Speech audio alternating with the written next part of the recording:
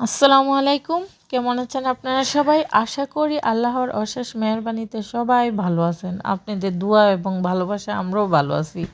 তো ভালো থাকার কারণে কিলম এই দেখেন ধান নিতেছি, ধানের নাড়াচাড়া করতেছি। তো আমাদের মতন এমন কে কে কাজ করেন কমেন্ট করে জানাবেন।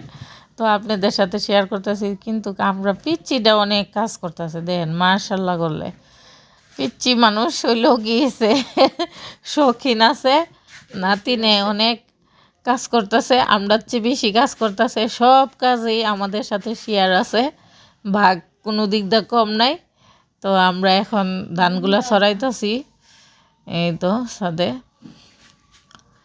আমার বাস্তি দেখাইতেছে পুলিটা তো ছিদ্র হয়ে গেছে গা, এইভাবে টান দিতেছেন কেন? আমি তাহলে পুলি নিয়ে বাইত নিয়ে যাও, এখানে থাকা যাইব না। আমি এই কথা বলতেছি, ফরেদা কইতাছে ও আচ্ছা, আমি কি কাজও করবো আবার পুলিশ চিন্তাও করো। তো এখন সবাই টানতে টানতে একটু ক্লান্ত হয়ে যেতেছে, কিন্তু নাতিনে ক্লান্ত না।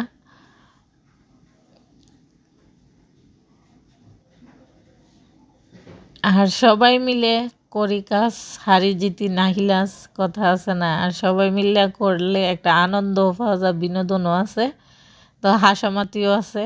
তো ওই ভাই হ্যাঁরও ধান চড়াইতেছে, আমি ভাইয়ারে বলতেছি আপনার কারণে তো রৌদ্রটা যাইব গা, আপনি আইসেন রৌদ্রটা ফিরে গেছে গা। ভাইয়া কইতাছে আমি তো আগে চট্টি বিছাইছিলাম, তোমরা কি লেগা দান্ডি ছড়াইছো, তোমরার কারণে রৌদ্রটা যাইব গা, এই কথা বলতেছে। তো চাষি হয়ে আমাদের সাথে হইল, যুক্ত হইল। আর ধানের কাজ করতে গেলাম সবারই ভালো লাগে। যারা অলস আলিশা হেরার মনে করে না ওনার ধানের কাজ করতে ভালো লাগে না।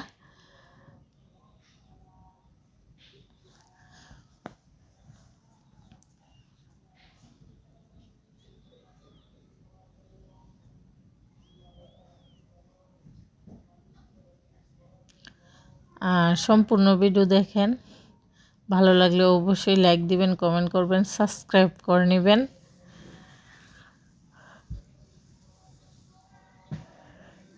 নিচেও দান দেওয়া হয়েছে,